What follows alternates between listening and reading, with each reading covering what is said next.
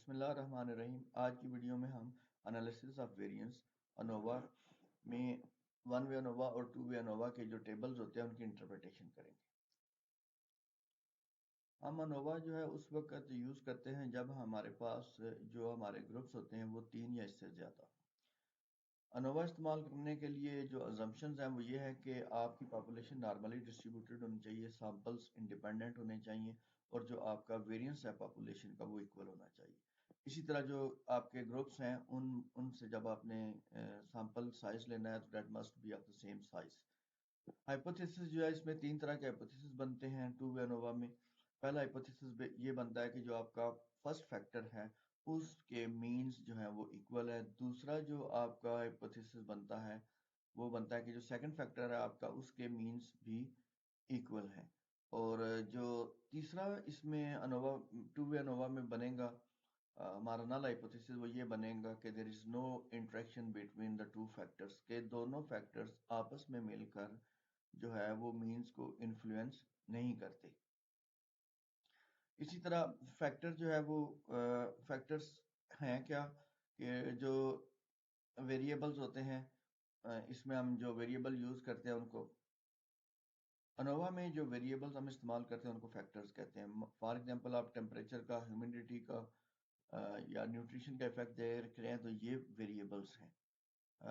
और जो एक फैक्टर होता है वो उसके आगे से लेवल्स भी हो सकते हैं। मिसाल के तौर पे आप टेम्परेचर की 3-4 जीन्स इस्तेमाल कर रहे हैं कि आप 30 डिग्री सेंटीग्रेड, 35-40 डिग्री सेंटीग्रेड पे कोई एक्सपेरिमेंट कर रहे हैं तो ये जो 3 है ये एक वेरिएबल के लेवल है।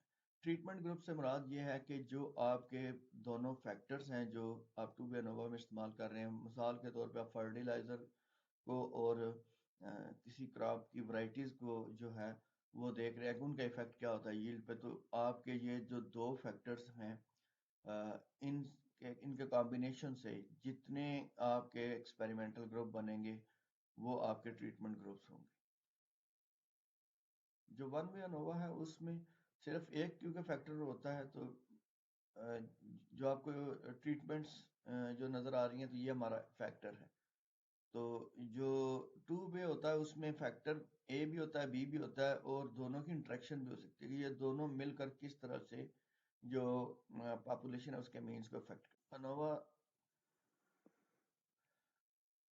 अनोवा के रिजल्ट्स जो हैं वो एक टेबल की शक्ल में हमें डिस्प्ले होते हैं एक्सेल पे या किसी भी और सॉफ्टवेयर में करें तो उसमें सोर्सेज ऑफ वेरिएशंस में आपके जो है वो फैक्टर ए, फैक्टर बी और इंटरेक्शंस और एरर और जो है ये टोटल, ये आपके पास सोर्सेज ऑफ वेरिएशंस आ जाती हैं। इनके नाम डिफर कर सकते हैं। मिसाल के तौर पे जहाँ पे सैंपल लिखा हुआ है और वो आपका जो है वो फैक्टर ए है, जो कॉलम्स लिखा हुआ है आपका फैक्टर बी है।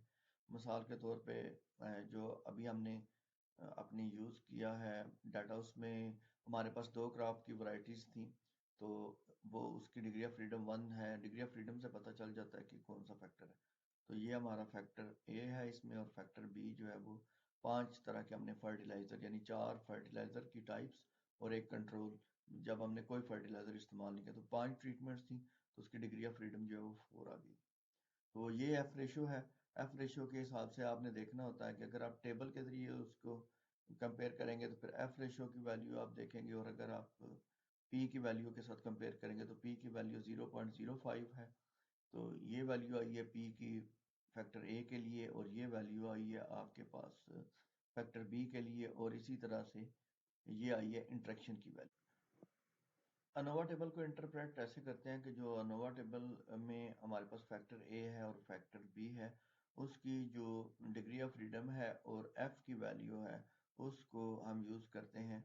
और वो कैसे यूज़ करते हैं कि हम जो है मिसाल के तौर पे हम इस एग्जांपल में देखते हैं कि जो हमारे फर्टिलाइज़र हैं उसमें हमारे पास जो 5 ट्रीटमेंट ग्रुप्स थे तो उसकी डिग्री ऑफ फ्रीडम जो होगी वो 5-1 है तो वो 4 है और इसी तरह हमने एरर की डिग्री जो है वो 20 हमारे पास आई है। तो यूं लिखेंगे हम उसको और उसके सामने आप एफ वैल्यू लिख देंगे और फिर जो है वो पी की वैल्यू दे देंगे। इसी तरह जो वीट वैरायटीज है वो हमारे पास 2 थी तो डिग्री ऑफ फ्रीडम 1 है, एरर की 20 है और ये उसकी एफ वैल्यू जो है वो 18.1159 आई है। और उसका इफेक्ट जो है हम देखेंगे कि क्रॉप पे जो है हाईली सिग्निफिकेंट जो क्रॉप के अंदर डिफरेंसेस मौजूद हैं जब हम मुख्तलिफ ट्रीटमेंट्स यूज़ करते हैं, यानी फर्टिलाइज़र यूज़ करते हैं या डिफरेंट वराइटीज़ यूज़ करते हैं।